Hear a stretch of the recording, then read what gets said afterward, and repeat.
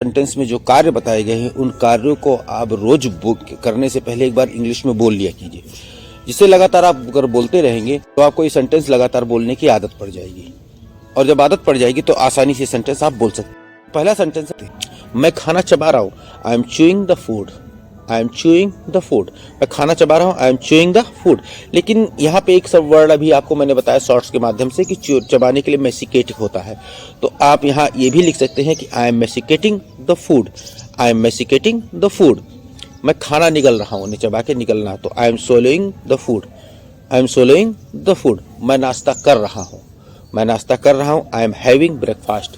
मैं नाश्ता कर रहा हूँ, आई एम हैविंग ब्रेकफास्ट। या मैं लंच कर रहा हूँ, आई एम हैविंग लंच। मैं लंच कर रहा हूँ, आई एम हैविंग लंच। मैं रात का डिनर कर रहा हूँ, मैं डिनर कर रहा हूँ, आई एम हैविंग डिनर।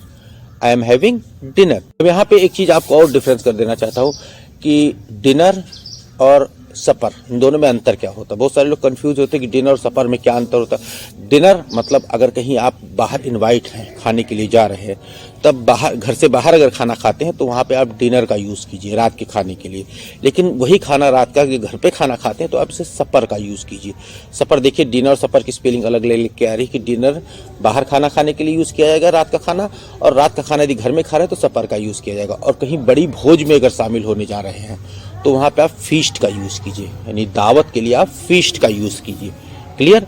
तो डिनर, सपर, फीस्ट, तीनों में अंतर क्लियर हो गया होगा। अब है, मैं बिस्किट खा रहा हूँ, I am having biscuits. I am having biscuits, मैं पानी पी रहा हूँ, I am having water.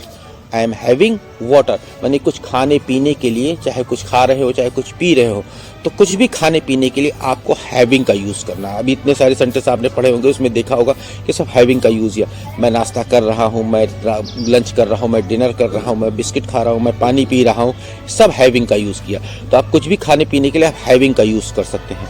Clear? मैं जूते पहन रहा हूँ, I am putting on the shoes. मैं जूते पहन रहा हूँ, I am putting on the shoes. या फिर मैं शर्ट पहन रहा हूँ, I am putting on the shirts.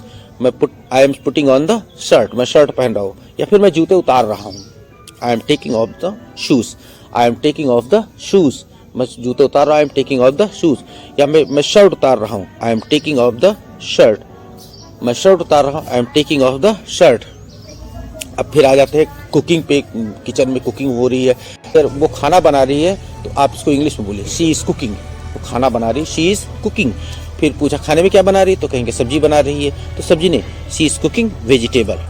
She is cooking vegetable. या फिर she is cooking dal. She is cooking dal. अब दाल और पल्स, इन दोनों में अंतर होता है। जब तक दाल कच्ची रहती है तब तक आप उसे पल्स लिखेंगे।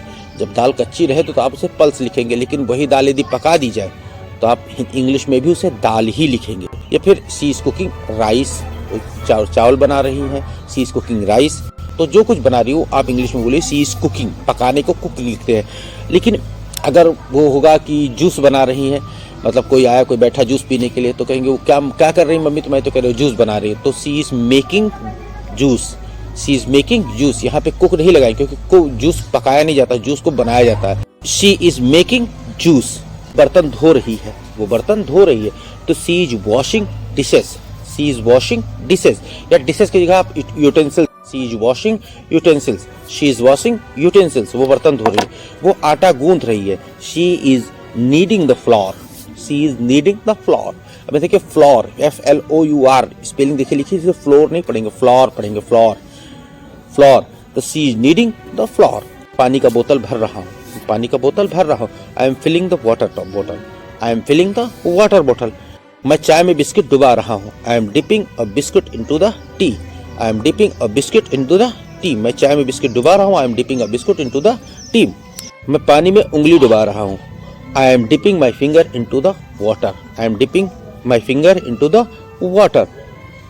वो मेकअप कर रही है, शी इज़ अप्लाइंग मेकअप। चेहरे पर कोई चीज़ लगाना हुआ, मेकअप हुआ, काजल हुआ, क्रीम हुआ, तेल हुआ, शरीर पे कुछ भी अगर लगा रहे हैं आप, तो अप्लाई का यूज़ कीजिए।